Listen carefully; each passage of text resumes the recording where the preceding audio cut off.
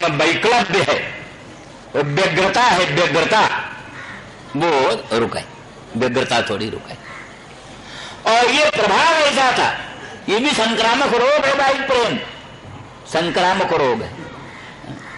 जैसे संक्रामक रोगी को छू लो, उसके पास बैठ जाओ तो रोग के संक्रमण का खतरा रहता है।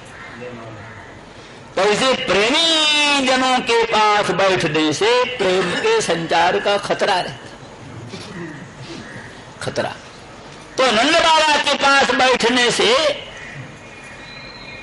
तो व्यग्रता, व्यग्रता एक तो वैसा प्रेमोत्कर्ष, प्रेमोत्कर्ष, ऐश्वर्य पूर्ण प्रेमोत्कर्ष, ज्ञान विज्ञान पूर्ण प्रेमोत्कर्ष, इसका संचार तो उद्धव के मन में हो गया। हा? लेकिन जो व्यग्रता है, जो प्रेमजन्य व्यग्रता है, व्यग्र हो करके विहाल हो जाना, हा? विहाल हो जाना, तन मन की सुध बुध सब भूल जाए, ये व्यग्रता है लोकोत्तर कोटि की। ये उद्धव में संचार नहीं हुआ। क्यों? वो होगा तो उपदेश करने लायक नहीं रहेंगे।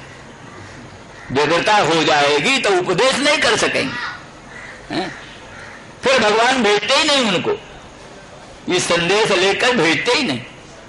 संदेश लेकर भेजा ही इसीलिए कि सबकी व्यग्रता देखो तुम व्यग्र न हो, व्यग्रता देखो तुम व्यग्र न हो, तुम उनको सावधान हो करके ज्ञान विज्ञान पूर्ण ऐश्वर्य पूर्ण प्रेम भक्ति का उपदेश कर। इस अभिप्राय से भगवान ने, क्योंकि सब भगवान की प्रेरणा ही से हो रहा है जो कुछ काम, भगवान की प्रेरणा। उमा दार जोशित की नाई सबे नचावत राम गुसाई। दार जोशित जैसे होती कठपुतली, उसको जैसा सूत्रधार नचाता है वैसे वो नाचती है, तैसे सर्वेश्वर सर्वशक्तिमान परात्पर परब्रह्म भगवान कृष्ण, वही जिसको जैसा बनाते हैं वो वैसा बनता है। उद्धव के मन में जैसी प्रेरणा देते हैं, जैसे भाव का आविर्भाव करते हैं, वैसा उद्धव बोलने लगते हैं। इसलिए भक्त कहते हैं अहं यंत्रम भवान यंत्री, आप यंत्री हो, हम आपके यंत्र हैं, जैसा चलाओ तैसा ये यंत्र चलेगा। हाँ, हम कुछ नहीं। हमारे मन से, बुद्धि से, हमारी वाणी से क्या क्या निकलना चाहिए, जैसी आप चाहो, जैसी प्रेरणा करो वही निकलेगा, हमारे बस की कुछ बात नहीं। ये भक्तों की भावना होती। ईश्वर सर्वभूतानां मृदेशुर्जुन तिष्ठति ब्राह्मण सर्वभूतानि यंत्रारूढ़ानि माया। ईश्वर ही सब प्राणियों के हृदय देश में विराजमान रहते हैं, यंत्रारूढ़ की तरह प्राणियों को नचाते हैं। इस प्रकार से ईश्वर प्रेरितो गच्छेत। तो इन सब दृष्टियों से भगवान ने उद्धव को वो क्या नाम व्यग्रता पूर्ण अनुराग का प्रकाश न करके ज्ञान विज्ञान पूर्ण जो प्रकाश है, प्रेम प्रकाश, वही प्रदान किया। इसीलिए सावधान से जब वो देखते हैं कि नंद जी में व्यग्रता बहुत आ रही है, प्रेमोत्कर्ष से अभी मूर्छित हो जाएंगे थोड़े क्षण में, चट उसी समय जो है सो ऐश्वर्य की बात उठा करके कृष्ण की लोकोत्तर महिमा आप बोले, ये तो ही विश्व से बीज जोनी। अरे जो जो जो तुम्हारे नंदन नंदन श्याम सुंदर ब्रजेंद्र नंदन कृष्णचंद्र, और जो तुम्हारे बलराम, अरे ये तो ही विश्व से बीज जोनी, ये सारे विश्व के बीज हैं। बीज माने समवायी कारण, और जोनी माने निमित्त कारण। समवायी कारण और निमित्त कारण दोनों है। ये तो ही विश्व से चकारात सर्वावतारांच बीज जोनी, चकार से सभी अवतारों का भी यही बीज है, यही जोनी। इन्हीं से सब संपूर्ण सारा विश्व प्रपंच का आविर्भाव होता है, इन्हीं से विविध प्रकार के अवतार भी होते हैं। इसलिए ये बलराम और कृष्ण दोनों विश्व के समवायी कारण है और निमित्त कारण। बोले समवायी कारण निमित्त कारण रूप से तो प्रधान और पुरुष प्रसिद्ध है, तो कहा पुरुष प्रधानम, आप ही पुरुष प्रधान भी हो, अर्थात बलराम और कृष्ण यही पुरुष है, यही प्रधान है।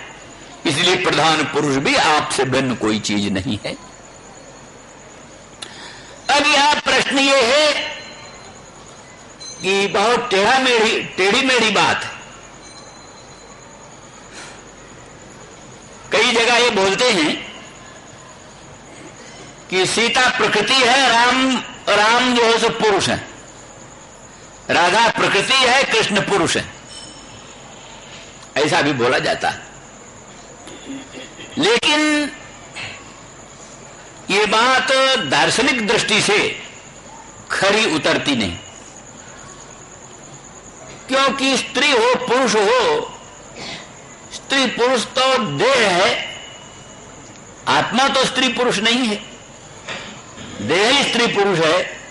नहीं वो स्त्री न पुमान ऐसा न चाहिए नपुंसका, जो पुरुष है वो तो न स्त्री है न पुरुष है। आत्मा जो है न पुरुष है न तो स्त्री है, किंतु जैसा देह ग्रहण कर लेता वैसे ही बन जाता है, न स्त्री न पुरुष न नपुंसक। जज्जत शरीर मादत्ते, स्त्री का देह धारण कर लिया आत्मा स्त्री हो गया, पुरुष का देह धारण कर लिया पुरुष वही आत्मा पुरुष हो गया, नपुंसक देह धारण कर लिया वही आत्मा नपुंसक हो गया।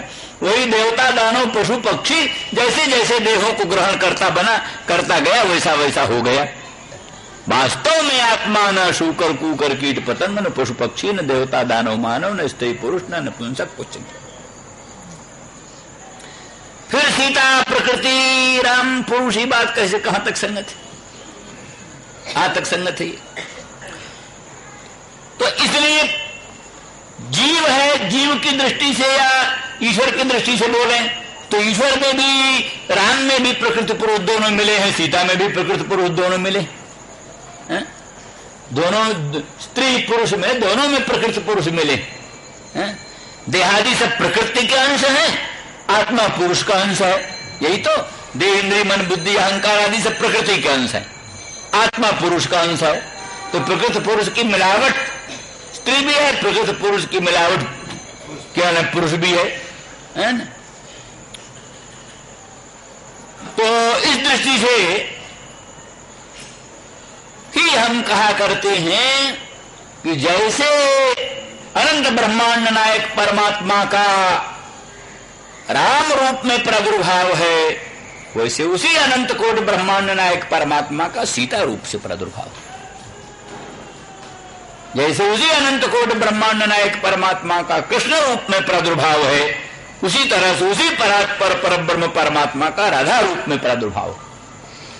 इसीलिए वो संगत है एकं ज्योतिर्भूत द्विधा राधा माधव रूपकम, एक ही अखंड ज्योति ब्रह्म ज्योति दो रूप में प्रकट हो गई है, राधा के रूप में कृष्ण के रूप में। तो राधा प्रकृति है, कृष्ण पुरुष है, ये कल्पना आपेक्षिक, निरपेक्ष नहीं। ये कल्पना निरपेक्ष नहीं, आपेक्षिक कल्पना। वास्तव में राधा कृष्ण दोनों अभिन्न वस्तु हैं, सीताराम दोनों अभिन्न वस्तु हैं और एक अखंड ब्रह्म ही हैं ये इत्यादि। इसीलिए नीलकंठ जी अपने भावदीप में और देवी भागवत के व्याख्यान में लिखते हैं, भाई साधिष्ठाना प्रकृति कह लो और सत्यमत पुरुष कह लो, दोनों का एक ही अर्थ होता है। न केवल प्रकृति की पूजा हो सकती है, न केवल पुरुष की पूजा हो सकती है। पुरुष की पूजा जब होगी तब शक्तिमत्तया शक्तिमान पुरुष की पूजा होती है, और प्रकृति की जब पूजा होगी तब केवल प्रकृति जड़ है, केवल प्रकृति की पूजा नहीं होती, साधिष्ठाना प्रकृति की पूजा होती है, अधिष्ठान सहित प्रकृति की पूजा होती है। दोनों एक ही, वही साधिष्ठान शक्ति, वही शक्तिमत ब्रह्म, दोनों का एक ही अर्थ होता है। शक्ति विशिष्ट ब्रह्म ही तो रामादि रूप में है, और साधिष्ठान शक्ति अधिष्ठान रूप ब्रह्म सहित जो शक्ति है वही भगवती आदि के रूप में प्रकट होती है। वस्तु एक। इस अभिप्राय से साधिष्ठाना शक्ति में शक्ति का प्राधान्य, पुरुष बन गया विशेषण, शक्तिमत ब्रह्म में शक्ति विशेषण हो गया और पुरुष हो गया विशेष्य। इस तरह से प्राधान्य अप्राधान्य अभिप्राय से जहां पुरुष का प्राधान्य है वहां शक्तिमत ब्रह्म कह दिया, जहां प्रकृति का प्राधान्य है वहां साधिष्ठान शक्ति बोल दिया। इस प्रकार से व्यवस्था चलती। इसी अभिप्राय से राधा को शक्ति, कृष्ण को पुरुष, सीता को शक्ति, कृष्ण को राम को पुरुष इत्यादि उक्तियां चलती। सापेक्ष उक्तियां, निरपेक्ष उक्तियां नहीं। तो वो शक्ति जो है, वो कहते हैं व्यवहार में दो ही से काम चलता है, एक से काम चलता ही नहीं। दो चक्र के बिना रथ नहीं चलेगा, एक चक्र से रथ कभी नहीं चलेगा। ऐसे स्त्री पुरुष का जोड़ा संसार चलाएगा। न स्त्री संसार चला सकती है, न पुरुष संसार चला सकता है। स्त्री पुरुष का जोड़ा, दो चक्र मिले तो रथ चले।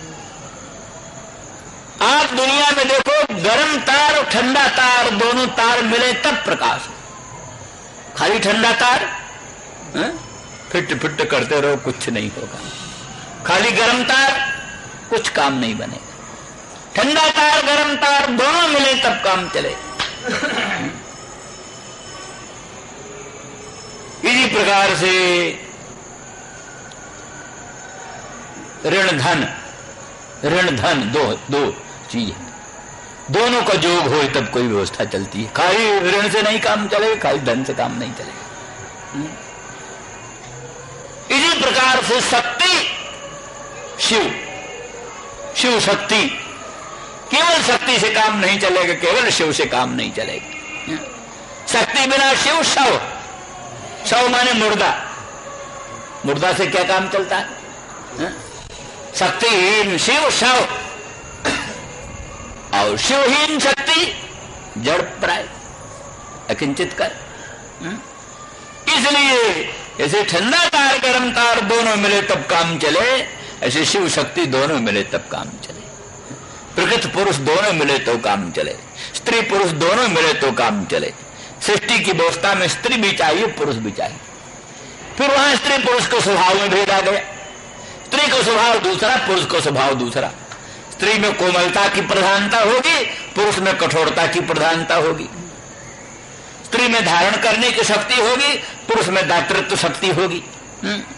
इस प्रकार से दोनों के पृथक पृथक स्वभाव, पृथक पृथक लक्षण, यहां तक कि बाह्य रूप भी, पुरुष का भीषण रूप, दाढ़ियों मूछों का उपद्रव खड़ा हुआ और एक बाउंडर लिए हुए, बोली भी बोलेगा भौं भौं लम्बा चौड़ा, और स्त्री का संगीत होने लगेगा तो फिर क्या कहना है, वो बड़े प्रेम से सुनो। आजकल कहीं रेडियो में दोनों का साथ बुलाते हैं तो ऐसा बेडौल लगता है, कहीं कहीं तो साथ संगीत होते हैं, सत्संगीत रेडियो पर तो कई जगह मिल जाते हैं, कई जगह तो बहुत बेडौल होता है। तो इस प्रकार से ये स्वभाव में पार्थक्य है, लेकिन स्वभाव में पार्थक्य होने पर भी उनके मिलने से ही सांगता आती। कोमलता कठोरता दोनों सीमित मात्रा में रहे, दोनों का मेल होए तब काम चले, दोनों के मेल बिना काम नहीं चलता। इसी प्रकार से शिव शक्ति के सामंजस्य से ही संपूर्ण काम चलता है। गर्म तार ठंडे तार के सम्मिलन से ही प्रकाश होता है। इसी प्रकार से शिव शक्ति के सामंजस्य से ही संपूर्ण विश्व की व्यवस्था चलती है। इस दृष्टि से प्रधान और पुरुष दोनों ही विश्व के प्रधान, विश्व का योनि है। क्या बीज क्या करता है? बीज क्या करता है? ईश्वर के प्रभाव से धरणी में बीज डाला, धरणी में पृथ्वी में बीज डाल दिया, गेहूं का बीज, जौ का बीज, बाजरे का बीज धरती में डाल दिया। धरती में डाल देने से धरती, पानी, वायु, धरणी अनिल जल संयोग, धरणी अनिल जल संयोग तीन हो, फिर पृथ्वी मिले, जल मिले, वायु मिले। वायु न हो तो भी नहीं बीज में पैदा हो, बीज अंकुरित नहीं हो सकता वायु न हो तो। जल न हो तो भी वायु बीज अंकुरित नहीं होगा, पृथ्वी ना हो तो भी। खाली घड़े में रख करके पानी डाल दो, उसमें वायु लगाओ, उतना अंकुर पैदा होगा। अंकुर पैदा करने के लिए धरणी चाहिए, अनिल चाहिए, जल चाहिए। धरणी अनिल जल संयोग से बीज अंकुरित होगा। तो ईश्वर की शक्ति से बीज स्वसजातीय अवयवों को, स्वसजातीय अवयवों का संग्रह करके, या बीज के सजातीय पार्थिव अवयव, बीज के सजातीय पार्थिव अवयव, क्योंकि जो पृथ्वी में बहुत प्रकार के अवयव हैं। पृथ्वी में गन्ना को अभिवर्धन करने वाले भी अवयव हैं, संतरा को भी अभिवर्धन करने वाले अवयव हैं, आम को भी अभिवर्धन करने वाले अवयव हैं, इमली को भी अभिवर्धन करने वाले अवयव हैं, गेहूं को भी, जौ को भी, बाजरे को भी, सबको अभिवर्धन करने वाले अवयव पृथ्वी में है। पृथ्वी का एक भंडार है, अनंत अनंत शक्तियों का भंडार। उसी धरणी में गन्ना बो दो तो उसमें से गन्ना के सजातीय अवयवों का संकलन होगा, उससे गन्ना को स्वरूप बन जाएगा। उसी पृथ्वी में संतरा का बीज डाल दो तो उसी पृथ्वी में से संतरा के अभिवर्धक अवयवों का संग्रह होगा, उसके द्वारा संतरा का स्वरूप बन जाएगा। गुलाब का बीज डाल दो, उसी में से गुलाब के गंध के तमाम सजातीय सब अवयवों का संकलन होने लगेगा।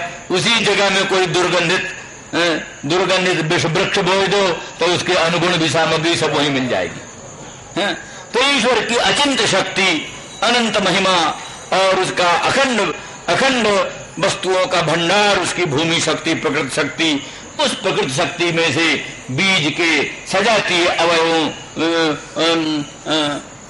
अवयव भूमि से एकत्रित होकर के वो अंकुरादिकों को पोषण करते हैं।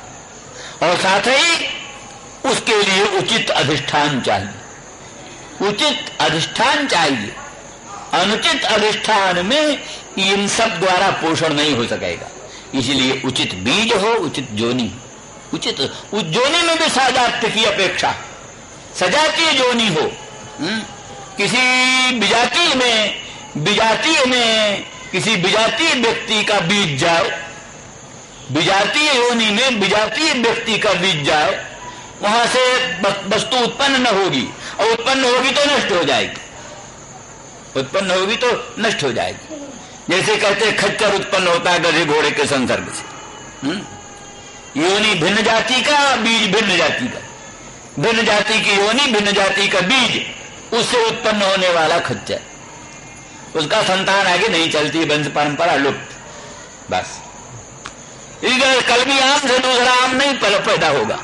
कलमी आम से कलमी आम बनावट नहीं, बीजू आम की जरूरत है, बीजू आम से जुड़ेगा।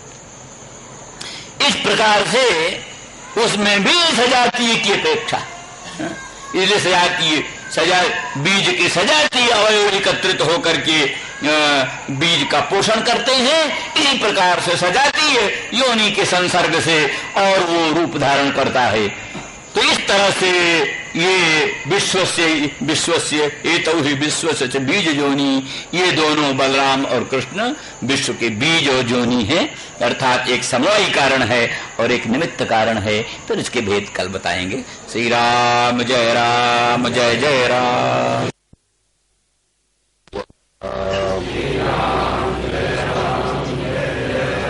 श्री राम जोनी रामो मुकुंद पुरुष प्रधानम अन्वीय भूतेषु विलक्षणस्य ज्ञानस्य चेशात इमौ पुराणौ। राम माने बलराम और मुकुंद कृष्ण, ये दोनों ही विश्व के बीज और जोनी।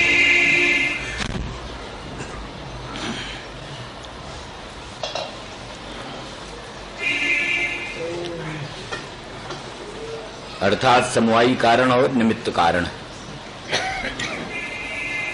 और वही पुरुष और प्रधान है, वही पुरुष है, वही प्रधान है। यहां यूं समझ सकते हो, एक तो कल वाली दृष्टि जो बताई, ये अर्थात तो दोनों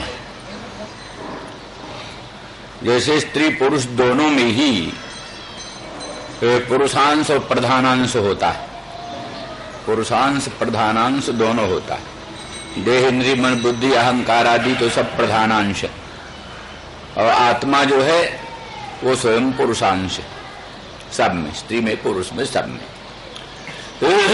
आत्मा सभी का अजर अमर अनंत अखंड है, चाहे स्त्री हो चाहे पुरुष हो। इसलिए तुम कुमार उतवा कुमारी जीर्णो दंडे न बंचस जातो भवस विश्वतो मुखा। ये श्रुति कहती है त्वं कुमार हो तो वा कुमारी, भगवान ही कुमार हैं और भगवान ही कुमारी हैं। कुमार के रूप में भी भगवान का प्रादुर्भाव, कुमारी के रूप में भी भगवान का प्रादुर्भाव। त्वं जीर्णो दंडेन बंचसी, आप ही बहुत बड़ऊ बाबा बनकर दंड से ठेकते हुए चलते हैं। त्वं जीर्णो दंडेन बंचसी, जीर्ण होकर के दंड से, बंचस माने चलसी, चलते हो। जातो होस विश्वतो मुखा, विश्वतो मुख हो करके अनेक रूप से आप ही प्रादुर्भूत होते। उपलक्षण, कुमार कुमारी जीर्ण उपलक्षण है।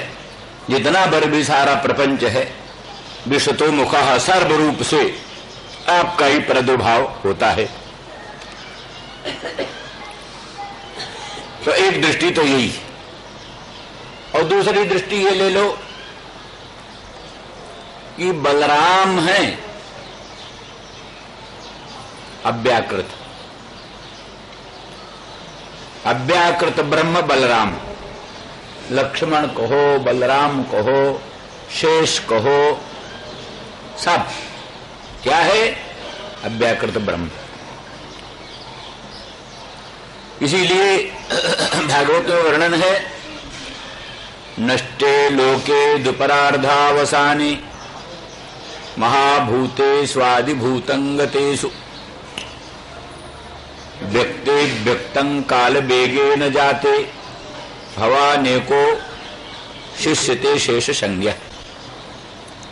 जिस समय दोपरार्ध के अंत में ब्रह्मा की आयु खत्म होने पर नष्टे लोके, लोक नष्ट हो जाता है।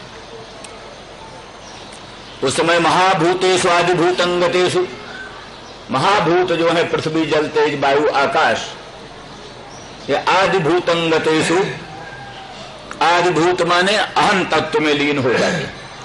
पंच महाभूत अहं तत्व में प्रविलीन हो जाते हैं। श्रीमद् भागवत आदिकों में प्रलय और सृष्टि का वही सब प्रक्रम बताया है। अंत में व्यक्ते व्यक्तम, व्यक्त जो है माने महत अहं तत्व और महत तत्व, ये व्यक्त है। ये व्यक्ते अव्यक्तं काल वेगे न जाते, काल वेग से व्यक्त भी अव्यक्त भाव को प्राप्त हो जाता है। अर्थात अहं तत्व महत तत्व अव्यक्त तत्व में लीन हो जाते हैं। व्यक्ते व्यक्तं काल वेगे न जाते। उस समय भगवान एक शिष्य थे, एक आप बाकी बचते। उस समय आपका नाम शेष रहता है। शेष माने जो बाकी बचे। क्या कहते, जरब तकसीम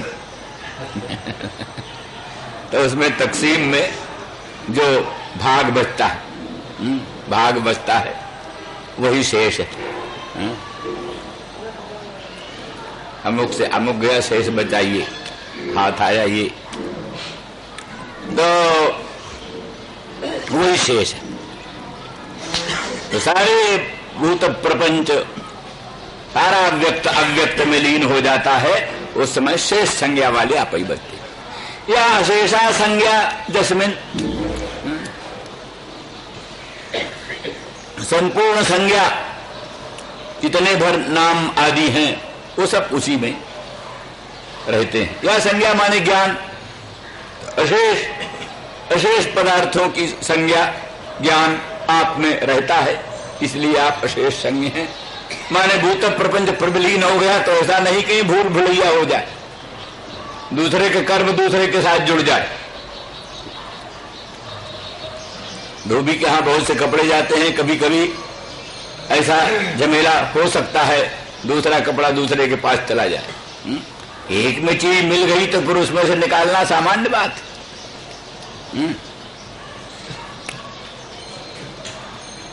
पानी और दूध मिल जाता है, कौन उसको पृथक पृथक कर सकता है? हंस। दूसरे किसी की सामर्थ्य नहीं पानी और दूध को अलग अलग कर दे। और उससे भी कठिन, समुद्र में गंगा मिल गई, जमुना मिल गई, सरस्वती मिल गई। अब गंगा के पानी को अलग निकाल दो, सरस्वती के पानी को अलग निकाल दो, जमुना का अलग निकाल दो, कितना टन कितना मन कितना तोला कितना रत्ती गंगा का, कितना टन कितना मन कितना तोला जमुना का, सबका ठीक विवेक रखना किसके बस की बात किसी जीव के बस की बात नहीं। भगवान कोई ज्ञान है, भगवान को ज्ञान है। इस समुद्र में कितने कितने परमाणु गंगा के हैं, कितने कितने परमाणु यमुना के हैं, कितने कितने परमाणु सरस्वती के हैं, उनको सब ज्ञान है, उनको सब ज्ञान है। और चाहे तो सबको पृथक भी कर दे, चाहे तो सबको पृथक कर दे, समझो। बल्कि उन्हीं की अघटित घटना पटी सी मंगलमयी लीला शक्ति से बादल जो पानी निकालता है, तो वो बादल वही पानी बरसा है जो जहां का है। इसलिए गंगा का पानी वहीं पड़ेगा जहां से फिर लौट कर गंगा में जाए। समुद्र से जो गंगा का पानी बादल के द्वारा उठाया गया, वो वहीं पड़ेगा जहां से फिर गंगा में जाए। जमुना का पानी वहीं से वहीं पड़ेगा जहां से फिर जमुना में जाए, क्योंकि साधारण जल तो नहीं है, वो तो सब असाधारण चीज है, ब्रह्मद्रव है। तो कोई नई नई चीज, नया नया कोई थोड़ा ब्रह्म बनता रहता है, नया नया तो ब्रह्म नहीं बनता रहता, वो तो जो उसकी सुस्थिर वस्तु है वही बनती है। इसलिए वो विशिष्ट बातें हैं। तो ये सारा, ये संपूर्ण सामर्थ्य किसी जीव में नहीं है, किसी अल्पज्ञ में नहीं हो सकता। फिर उससे भी कठिन है कि अनंत ब्रह्मांडाधिष्ठान परमात्मा में सब जीव लीन हो गए, सब उनके अंतःकरण भी लीन हो गए, लिंग शरीर लीन हो गया, उनके जितने कर्म है सब लीन हो गए। अर्थात अगर सबका जीव पृथक पृथक रहे, लिंग शरीर पृथक पृथक रहे, उनके कर्म पृथक पृथक रहे, तो कहां प्रलय हुई? प्रलय का मतलब अविभागापत्ति, अविभागापत्ति का नाम प्रलय है। जितना विभाग है, मैंने विभाग का ही नाम उत्पत्ति है। तत्व पदार्थों का विभाग हो जाए यही उत्पत्ति है, और अविभागापत्ति प्रलय है। तो अविभागापत्ति का अर्थ है कि संपूर्ण जीव, संपूर्ण उसके लिंग शरीर और संपूर्ण उसके कर्म सब के सब ब्रह्म के साथ अविभक्त हो गए।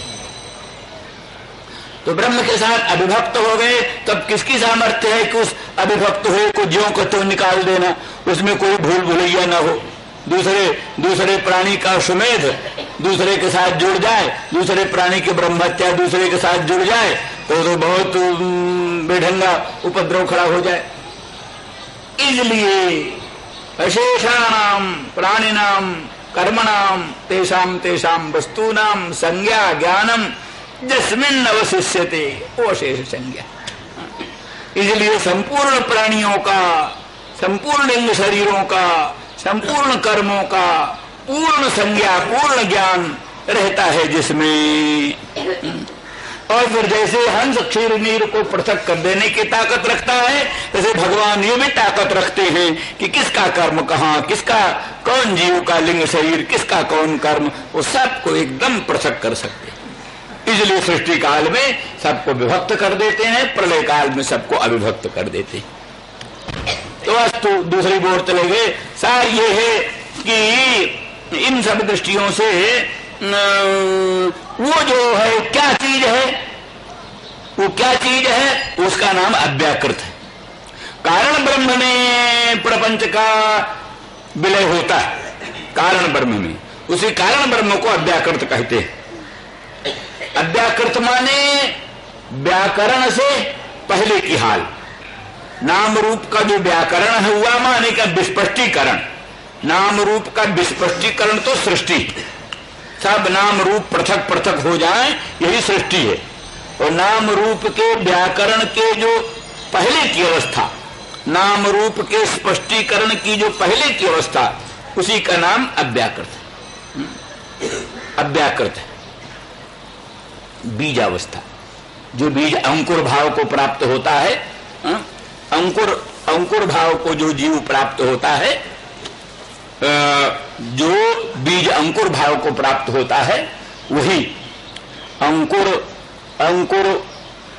अंकुरोत्पत्ति उन्मुख जो उच्छून बीज है। धरणी अनिल जल के संसर्ग से वो थोड़ा फूल जाता है, धरणी अनिल जल के संसर्ग से कुछ फूल जाता है, बीज फूलता है तो फूटता है तब उसमें से अखुआ निकलता है। ये है क्रम।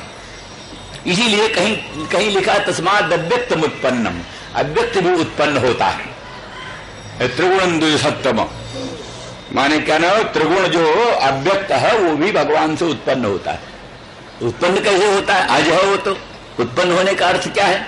उत्पन्न होने का अर्थ माने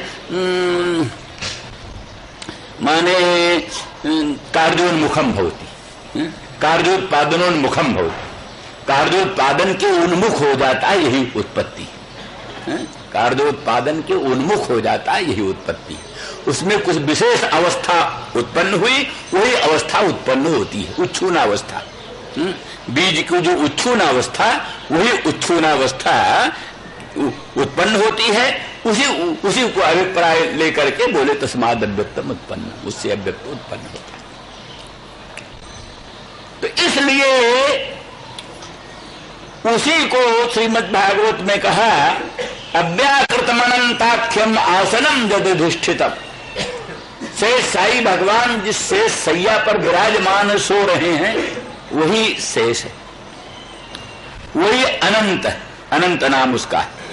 वही अव्याकृतम है, वही अव्याकृत है, वही भगवान का आसन। क्योंकि भगवान कहाँ रहते हैं? भगवान अब अक्षरात परतः परः, पर अक्षर से परे रहते। तब अर्थात पर अक्षर उनकी शैया है, पर अक्षर पर वो सोते हैं। तो जो जो जो जिस पर सोता है उससे भिन्न नहीं होता है। पलंग पर सोने वाला देवदत्त पलंग से भिन्न नहीं है। इस तरह से अव्याकृत से अव्याकृत पर रूपी शेष पर सोने वाला भगवान अव्याकृत से भिन्न है। यही अक्षरात परतः परः का अर्थ हुआ। पर अक्षर जो है, एक तो अपर अक्षर केवल प्रकृति अपर अक्षर, और पर अक्षर अव्याकृत ब्रह्म रूप अक्षर, वो पर अक्षर है। उस पर अक्षर से पर जो है वो भगवान है, शेषशाही, शेष पर शयन करने वाले। तो वही अव्याकृत है। वो अव्याकृत में चैतन्य तो है, लेकिन प्रधानता है प्रकृति की, प्रधानता प्रकृति की है। इस अभिप्राय से बलराम को कह दिया प्रधान और कृष्ण को कह दिया पुरुष। कृष्ण पुरुष है, बलराम प्रधान। पहला जो है सो क्या नाम है, पहला हुआ राम और फिर मुकुंद। तो राम तो प्रधानम और मुकुंद वो क्या पुरुष, मुकुंद हुआ पुरुष। इस प्रकार से व्यवस्था जुड़ गई। तो एतावता हुआ बलराम और कृष्ण दोनों प्रधान और पुरुष, और दोनों विश्व की योनि है और पुरुष, और क्या बीज है, बीज है और योनि है। तो बीज जो है सो, बीज माने उपादान कारण, और ये समवायी कारण, उपादान कारण एक ही है। और योनि जो है सो माने निमित्त कारण। तो यहाँ यो ले लेना, निमित्त कारण मुकुंद को लेना, और बीज जो है सो प्रकृति उपादान कारण ले लेना। क्योंकि ये भी सिद्धांत है ना कि प्रपंच का प्रकृति उपादान है, और प्रकृति का अधिष्ठान होने के कारण ब्रह्म जो है सो वो उसमें भी कारणता का व्यवहार होता है। पर मुख्य रूप से उपादानता का व्यवहार केवल मात्र प्रकृति में है। प्रकृति का आधार होने के कारण परब्रह्म में भी उपादानता और निमित्तता का व्यवहार होता है। निमित्तता का इसलिए कहना है कि निमित्तता में सज्ञानता रहती है, उपादान में इतनी सज्ञानता की जरूरत नहीं। मिट्टी को सज्ञान होने की जरूरत नहीं, लेकिन कुलाल के सज्ञान होने की जरूरत है। कुलाल सज्ञान है, तब घट का निर्माण कर सकता है, मिट्टी तो सज्ञान नहीं है। तो इसलिए उपादान जो है वो जड़ भी हो सकता है, और निमित्त जो है वो जड़ हो ही नहीं सकता, चेतन ही होता है। तो इसलिए तम प्रधाना प्रकृति तो उपादान माना जाती है। तम प्रधाना प्रकृति उपादान, और विशुद्ध सत्व प्रधाना प्रकृति वो निमित्त कोटि में चली जाती है। तो इसलिए विशुद्ध सत्व प्रधाना प्रकृति से विशिष्ट चैतन्य निमित्त कोटि में गया, और तम प्रधाना प्रकृति विशिष्ट चैतन्य उपादान कोटि में गया। तो दोनों ही चेतन ही उपादान भी है, चेतन ही निमित्त है, और प्रकृति भी उपादान भी है, प्रकृति ही निमित्त भी है। माने प्रकृति ही अव्याकृत का विशेषण बन गई, तम प्रधाना प्रकृति अव्याकृत का विशेषण बन गई। और वही विशुद्ध सत्व प्रधाना प्रकृति जो है वो निमित्त रूपी ईश्वर की प्रकृति, ईश्वर का क्या विशेषण बन गई। इस प्रकार से दोनों जगह प्रकृति है, दोनों जगह पुरुष है। अव्याकृत में भी ईश्वर में भी दोनों जगह प्रकृति है, दोनों जगह पुरुष है। ईश्वर में विशुद्ध सत्व प्रधाना प्रकृति है और अव्याकृत में तम प्रधाना प्रकृति है। और विशुद्ध सत्व प्रधाना प्रकृति तो जीव में, ये सब भेद है। इस आधार पर बलराम अव्याकृत रूप हैं, शेष रूप हैं, अनंत रूप हैं, व्यापी वैकुंठ रूप हैं, शेष रूप हैं, भगवान का सिंहासन रूप है, आदि आदि जो कुछ भी वही भगवान की पादुका भी बन जाते हैं, भगवान का छत्र भी बन जाते हैं और भगवान के शेष बन जाते। शेष माने अंग, भगवान अंगी, अंगी भगवान के शेष बन जाते। भक्ति के ही मर्म है कि भगवान का शेष बन जाना। शेष माने उपकरण, सेवा का साधन बन जाना, भगवान का फूल बन जाना, भगवान का चंदन बन जाना, भगवान का मुकुट बन जाना, भगवान का किरीट बन जाना, भगवान की पादुका बन जाना, भगवान का सिंहासन बन जाना, भगवान का छत्र बन जाना, भगवान का चमर बन जाना, भगवान के पूजा का उपकरण बन जाना, भगवान की पलंग बन जाना। सबसे बढ़िया सेवा क्या है? जो अपने आप को सेव्य का सेवा का साधन बना देना चाहता है, तो पलंग बना देना चाहता है दूसरे का, अपने आप को दूसरे का पलंग बना देना चाहता है, उसको अपने आप के लिए कहां जगह चाहिए? अपने आप के लिए जगह ही नहीं चाहिए। तो इस तरह से अव्याकृत बलराम वही प्रधान और पुरुष हुए कृष्ण बलराम, पुरुष हुए कृष्ण। दोनों चेतन है, दोनों प्रकृति है, दोनों जगह चेतन है, दोनों जगह प्रकृति है। एक जगह प्रकृति का प्राधान्य है, एक जगह पुरुष का प्राधान्य। ये भेद, एक जगह पुरुष का प्राधान्य, एक जगह प्रकृति का प्राधान्य। यही सब बात स्त्री पुरुषों में भी चलती है।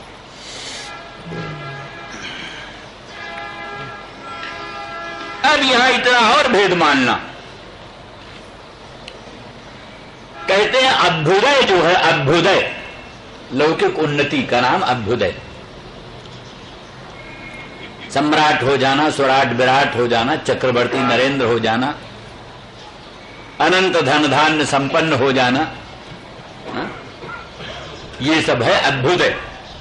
इंद्र बन जाना, महेंद्र बन जाना, वरुण कुबेर बन जाना, ब्रह्मा बन जाना, ये सब है अभ्युदय, उन्नति। उन्नति होते होते होते होते ब्रह्म पद प्राप्त हो गया, इंद्र पद प्राप्त, यह उन्नति। तो उन्नति जो जीव की है उसी को कहते हैं अभ्युदय।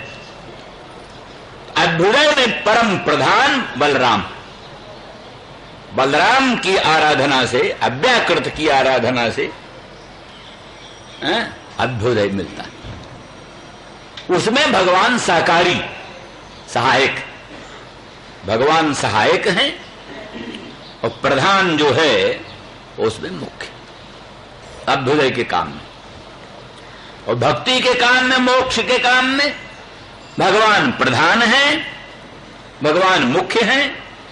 भक्ति और मोक्ष देने के लिए भगवान प्रधान है, मुख्य है, और बलराम सहायक, बलराम सहायक।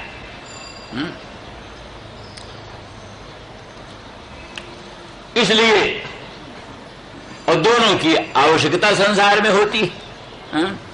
बिना अभ्युदय के काम नहीं चलता, बिना निःश्रेष के काम नहीं चलता। इसलिए अभ्युदय और निःश्रेष दोनों, अभ्युदय निःश्रेष दोनों, दोनों की प्राप्ति के, दोनों की प्राप्ति के ये दोनों साधन हैं। उद्धव जी वर्णन कर रहे हैं नंद बाबा से, ज्ञानोपदेश कर रहे हैं ना। इसे थोड़ा वो लोकोत्तर अनुराग को संकुचित हो जाए, जरा धैर्य हो जाए, वो जो व्यग्रता है, व्यग्रता वो कम हो जाए, व्यग्रता कम हो जाए। ज्ञान के प्रभाव से ऐश्वर्य का वर्णन सुनकर व्यग्रता कम हो जाती है। जिस समय भगवान राम की वन यात्रा का वर्णन हो रहा हो, या भगवान कृष्ण जो है सो मथुरा जा रहे हों और गोपियां विलाप कर रही हों और ग्वाल बाल सब व्याकुल हो रहे हों, तो उसका प्रभाव वक्ता श्रोता पर भी पड़ता है। वक्ता श्रोता के मन में भी करुणा आ जाती है, करुणा की बात आ जाती है। उसी बीच में यदि समझ लो, अरे भाई राम तो अनंत ब्रह्मांड नायक परमात्मा है, सर्वज्ञ सर्वशक्तिमान है, सब जगह है, उनका कहीं वियोग होता है, उनको कोई संताप होता है, ये भाव मन में आता है तो रोना धोना कम हो जाता है, वो रोना धोना कम हो जाता है।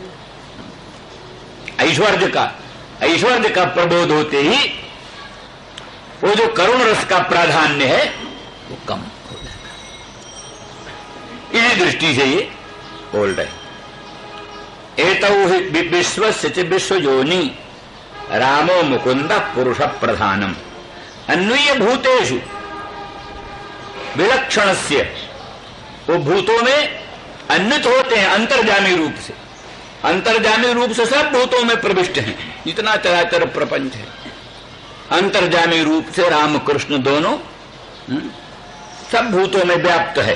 तो भी विलक्षणस्य ज्ञानस्य च इमौ पुराणौ ईशाते ईशाते,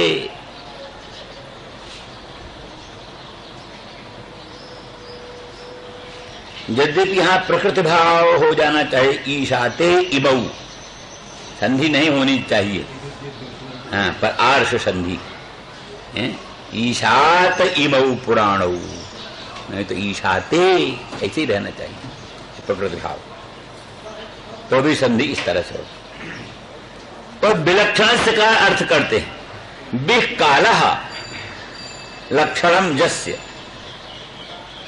सा विलक्षण माने अभ्युदयः, अभ्युदयः काल के द्वारा ही, काल पर निर्भर है अभ्युदय, कालाधीन है अभ्युदय, कालाधीन, निःश्रेयस कालातीत, कालानवच्छिन्न निःश्रेयस, इसे बिहि कालः लक्षणम जस्य असौ विलक्षणः अभ्युदयः, माने अभ्युदय के दोनों ईशाते, दोनों अभ्युदय का ये षष्ठी जो है सो क्या नाम कर्म में हो गई है, अधिक और ईश दय, इनके सबके योग में षष्ठी हो जाए, अधिगर्थ दय शाम क्या है,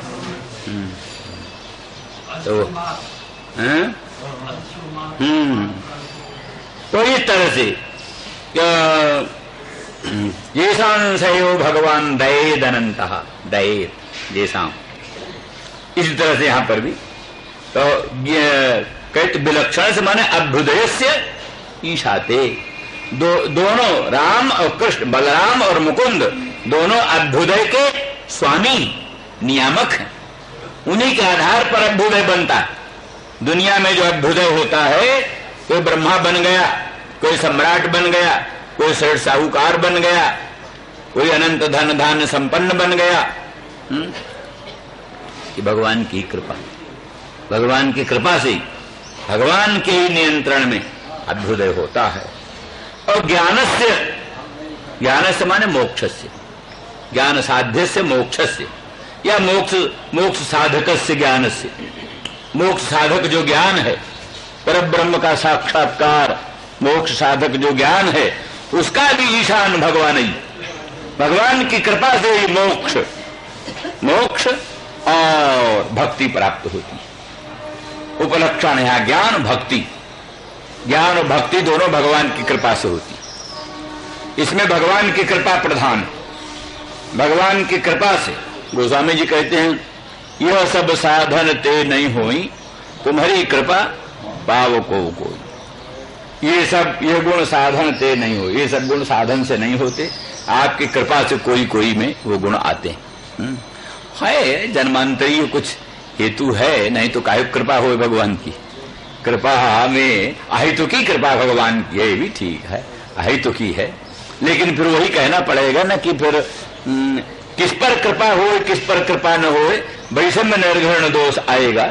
इसलिए फिर अंत में वही है कि मई ते तेषु चाप्यहम्, जे भजन्त तु माम भक्त्या मई ते तेषु चाप्यहम्। जो भक्ति से प्रेम से मुझको भजते हैं उनको मैं भी प्रेम से भक्ति से भजता हूं। तो अर्थात कुछ जीव की तरफ से, कुछ भगवत कृपा से ही, जन्मांतरी कृपा से ही कुछ भगवान की ओर आभिमुख्य हो, तो भगवान की ओर आभिमुख्य हो तो फिर भगवान उसको कृपा करके जल्दी स्वीकार कर लेते हैं, खूब मदद कर देते हैं, खूब उसको माला माल बना देते हैं और भक्ति ज्ञान का भंडार भर देते हैं, सब कुछ हो जाता है। तो इसलिए ज्ञान मोक्ष का साधक जो ज्ञान है उसके भी ईशान भगवान है, और चकारात भक्ति के भी ईशान भगवान है, और अभ्युदय के भी ईशान भगवान है। अर्थात मोक्ष और भक्ति ये सब भगवान के अनुग्रह से प्राप्त होता है, और अभ्युदय भी भगवान के अनुग्रह से प्राप्त होता है। अभ्युदय में प्रधान की प्रधानता होती है, माने बलराम का विशेष आशीर्वाद बलराम का अभ्युदय में होता है। भगवान साकारी होते हैं, किंतु मोक्ष आदिकों में तो भगवान ही स्वतंत्र होते हैं। वो साकारी भी और मूल भी दोनों भगवान होते हैं, तो भी दोनों मिले हुए हैं। इसलिए ईशाते दोनों ही करता है इसके, इसलिए बलराम और मुकुंद दोनों ही ईशान है। तो अर्थात उसमें भी कुछ न कुछ मान लिया, देह की अपेक्षा, इंद्रियों की अपेक्षा, मन की अपेक्षा, इनके स्वस्थ रहने की अपेक्षा तो है ही सबको।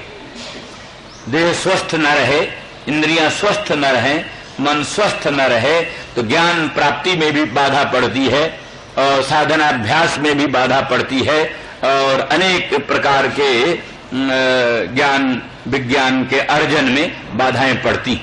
इसीलिए सब प्रार्थना करनी पड़ती है। सहनावतु सहनौ भुनक्तु सह वीर्यं करवावहै, या भद्रं कर्णेभिः शृणुयाम देवा भद्रं पश्येमाक्षभिर्यजत्राः। भगवान से उपनिषद पढ़ने वाला विद्यार्थी और अध्यापक दोनों ही बैठकर प्रार्थना करते हैं, हे भगवान हमारे कान, हमारे श्रोत्र, हमारा इंद्रियां, हमारे नेत्रादि सब के सब सावधान हों और वो उचित रूप से वेदांत का श्रवण कर सकें, ग्रहण कर सकें, धारण कर सकें, उसका समुचित फल प्राप्त कर सकें। इसके लिए भगवान से प्रार्थना करते हैं। तो इसलिए फिर प्रार्थना करते हैं तो माने सापेक्ष है। तो इसलिए इसमें सब में अभ्युदय की भी अपेक्षा है, बलराम की सहायता की भी अपेक्षा है, और मुकुंद की भी सहायता की अपेक्षा है। ये सब बात है। एतो हि विश्वसच बीज योनि राम मुकुंद पुरुष प्रधानम अन्वीय भूतेषु विलक्षणस्य ज्ञानस्य चेषाति मौ पुराणौ। एक टीकाकार यहाँ कहते हैं ज्ञानस्य माने निर्गुणस्य निर्विशेषस्य ब्रह्मणा ईशाते, क्योंकि वदन्ति तत्तत्त्वविदः तत्त्वं ज्ञान मद्वयम् ब्रह्मेति परमात्मेति भगवानिति शब्दते। तो कहते हैं ज्ञान जो है वही परब्रह्म है, ज्ञान परब्रह्म है, ज्ञानम ब्रह्म, सत्यं ज्ञानम अनंतम ब्रह्म। यहाँ पर भी ज्ञान को परब्रह्म कहा है, ज्ञानम ब्रह्म। तो ज्ञानम ब्रह्म कैसा ज्ञानम? अद्वयं ज्ञानम, अद्वयं ज्ञानम यहाँ ले लो। तो वो ज्ञान जो अद्वय ज्ञान, सजाति विजाति सुगत भेद रहित ज्ञान, वो ज्ञान माने ब्रह्म। तो ब्रह्म का भी ईशान ये दोनों करते, मुकुंद और कृष्ण ये दोनों ब्रह्म का भी, ब्रह्म पर भी शासन करते हैं, ब्रह्म का भी ईशन नियंत्रण करते हैं। कैसे जाना? ब्रह्मणो हि प्रतिष्ठाहम अमृतस्याद्वयस्य च शाश्वतस्य च धर्मस्य सुखस्यैकान्तिकस्य च। गीता में कहते हैं भगवान कृष्ण, मैं ब्रह्म की भी प्रतिष्ठा हूं, आधार हूं, ब्रह्म भी मेरे लिए अध्यस्त है। ब्रह्मणो हि प्रतिष्ठाहम, कौन ब्रह्म? शाश्वत ब्रह्म, अव्यय ब्रह्म, अव्यय ब्रह्म, शाश्वत ब्रह्म, उसकी भी प्रतिष्ठा कृष्ण है। ऐसे धूप की घाम की प्रतिष्ठा सूर्य है, जो आतप फैला हुआ है संसार में, प्रकाश, आतप, घाम, उसका आधार क्या है? सूर्य। सूर्य से ही सब आतप, प्रकाश, रश्मि पुंज बाहर निकलता है। ऐसे ब्रह्म रूपी प्रकाश का आश्रय सूर्य रूपी मैं कृष्ण, वो सूर्य रूपी कृष्ण से अनंत अनंत प्रकाश रूपी ब्रह्म प्रादुर्भूत होता है। और ब्रजवासी लोग कहते हैं राधा रानी के नूपुर का जो प्रकाश है वही ब्रह्म। राधा रानी के नूपुर का जो प्रकाश है वही ब्रह्म। और राधा रानी के नूपुर की जो झंकृति है वही शब्द ब्रह्म है। नूपुर की झंकृति वो सब शब्द ब्रह्म है, और उसका जो प्रकाश है वही ब्रह्म। इस प्रकार से जो भावुक लोग हैं वो इस प्रकार से अपने इष्ट देवता का सर्वोत्कर्ष वर्णन करना ही चाहिए। इसलिए हमको इससे प्रसन्नता होती है, कोई ये नहीं होता कि खराब। ठीक है, दार्शनिक लोग, औपनिषद लोग अपने ढंग से विचार करते रहे, ये भी एक विचारधारा है, सुनना चाहिए। तो इस तरह से ये सब है। इसलिए ज्ञान से माने ब्रह्मणा, ब्रह्मण उनका भी ईशाते इत्यादि इत्यादि। वेत्सनुगृहीतम माम परब्रह्मेत शब्दितम सम प्रश्नैर्विवृतम हृदि। वो मत्स्यावतार के समय का वर्णन है, जिसमें कहा कि मेरे अनुग्रह से सम प्रश्नों से विवृत जो क्या नाम ब्रह्म है उसको भी तुम जानोगे। तो ये सब बात है, किंतु सिद्धांत की दृष्टि से ऐसा अर्थ नहीं है। एक देशी अर्थ ऐसा है, वस्तुतस्तु ज्ञान से का अर्थ वही है, मोक्ष साधक ज्ञान और भक्ति और विलक्षण का अर्थ अभ्युदय। इन सब का ईशान स्वामी, नियंत्रण करने वाले बलराम और कृष्ण हैं, यही अर्थ है। क्योंकि शास्त्रों में, उपनिषदों में और विशेष करके श्रीमद् भागवत में कृष्ण को ब्रह्म ही कहा।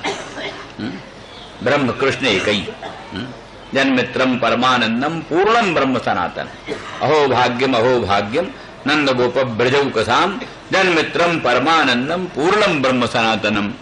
तो नंद ब्रज के निवासियों का धन्य भाग्य है, धन्य भाग्य है, क्योंकि उनका मित्र जो है वो पूर्णम परम ब्रह्म कृष्ण है। तो कृष्ण जो है वो पूर्ण परम ब्रह्म ही है। इसलिए ब्रह्म में और कृष्ण में भेद मानना और ब्रह्म को कृष्ण का प्रकाश मानना और उनको सूर्य स्थानीय मानना, ये सब सिद्धांत नहीं।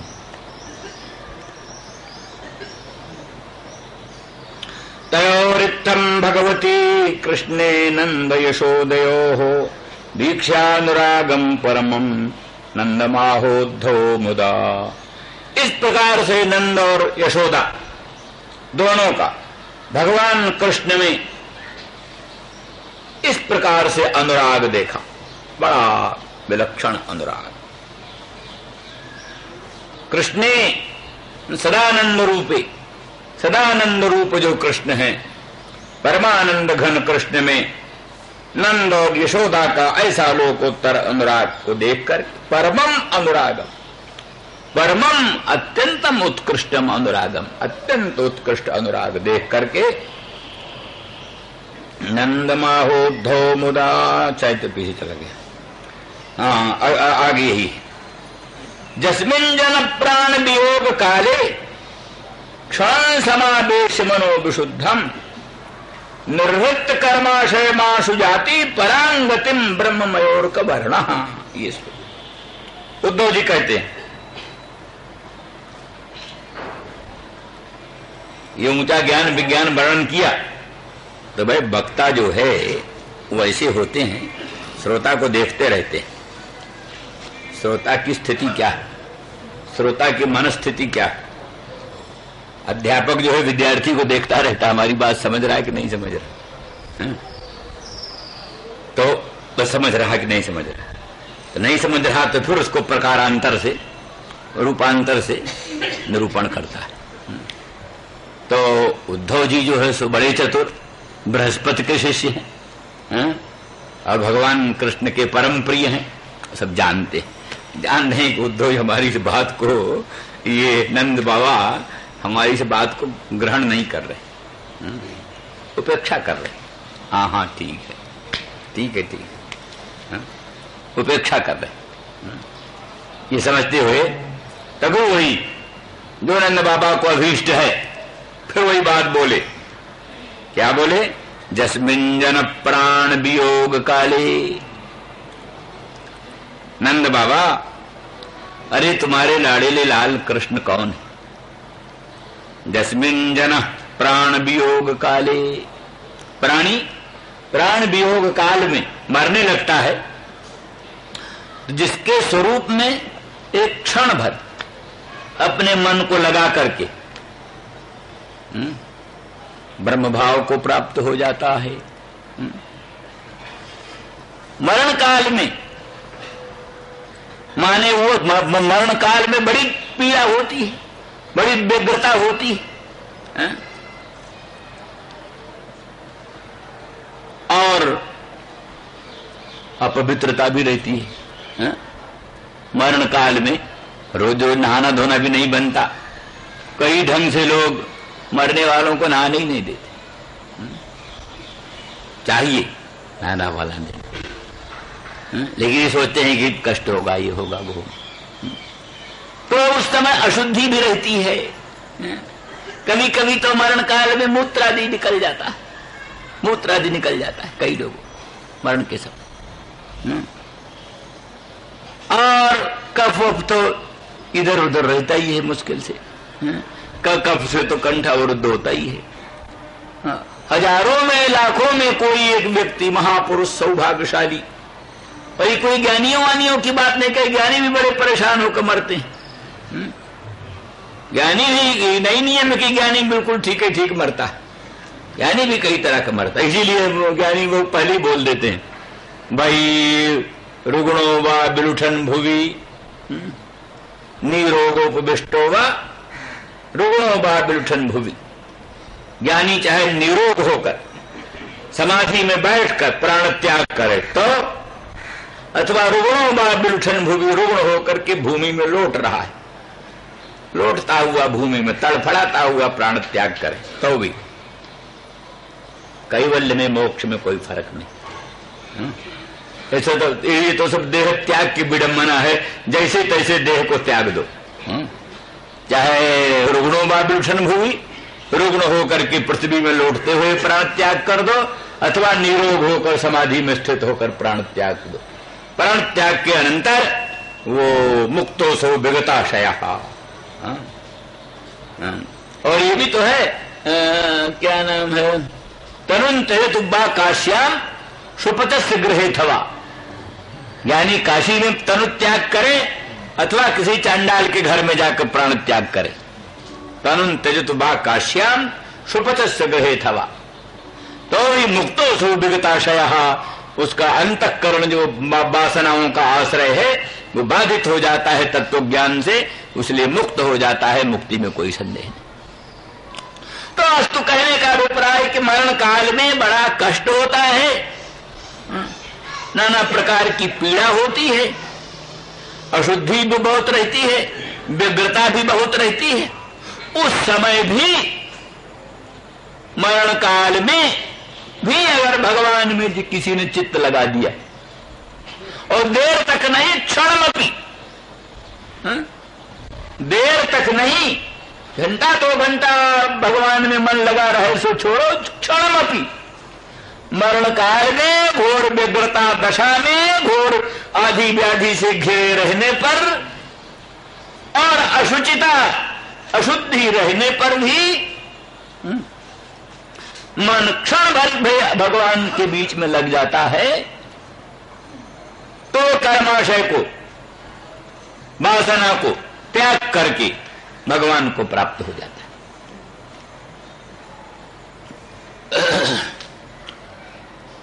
तो कहते बिरी कौन सी बात, कौन सी नई बात आप कह रहे हो? ये तो वेद ही कहता है, यथा जदा जदा सर्वे प्रमुच्यन्ते कामा जे हृदि स्थिताः अथ मर्त्यो मृतो भवति अत्र ब्रह्म समश्नुते। बृहदारण्यक की श्रुति है जो कहती है यदा सर्वे प्रमुच्यन्ते कामा, जिस समय प्राणी के हृदय से काम सब विनष्ट हो जाते हैं, कामनाएं विनष्ट हो जाती हैं। कौन काम? जो हृदय स्थिता, जो इसके हृदय में स्थित है। मान इसका मतलब वो काम क्या है? कहते ग्रंथि रूप। काम क्या है? बोले ग्रंथि रूप काम है। इसीलिए प्रमुच्यन्ते माने खुलने को कहते प्रमुच्यन्ते। तो गांठें खुलती है और क्या खुलता है? जो वस्तु भावात्मक है वो खुलेगा क्या?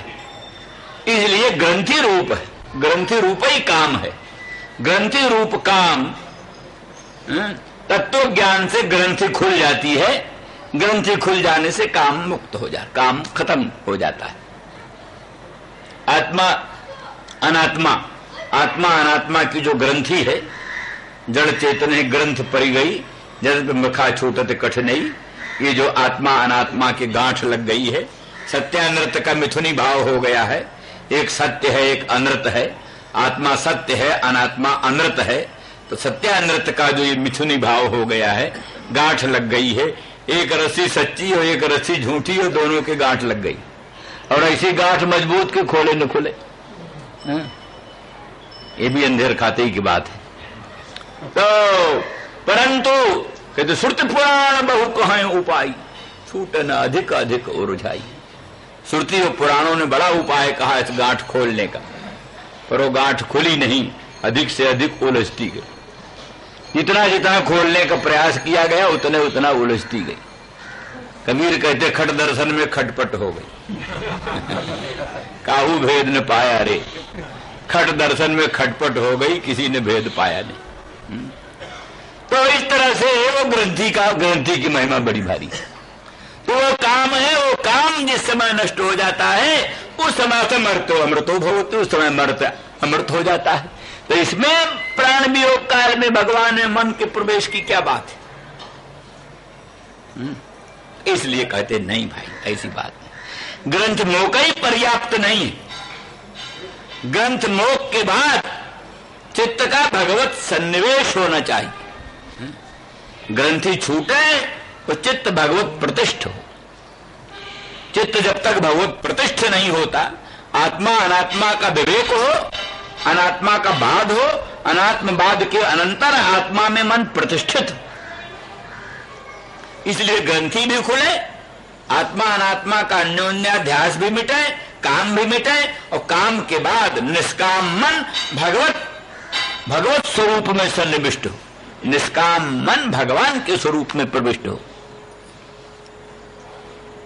तो इस तरह से अब यहां कहते हैं और भी बड़ी विशेषता बताते, जना जस्मिन जना, कहने का मतलब अधिकारी उसका जन सामान्य है। ये नहीं कि ब्राह्मण ही अधिकारी, ब्राह्मण ही अधिकारी है, प्रश्न नहीं है। जना जन सामान्य, कोई भी, सुपच भी, पतित भी, ब्राह्मण भी, स्त्री भी, पुरुष भी, कोई भी जन सामान्य जो मरण काल में, जीवन बन न बने तो न सही, मरण काल में, अति व्यग्रता दशा में, अति अशुच दशा में भी अगर क्षण भर भी भगवान में मन प्रविष्ट कर दे तो वो परम पद को प्राप्त हो जाता है।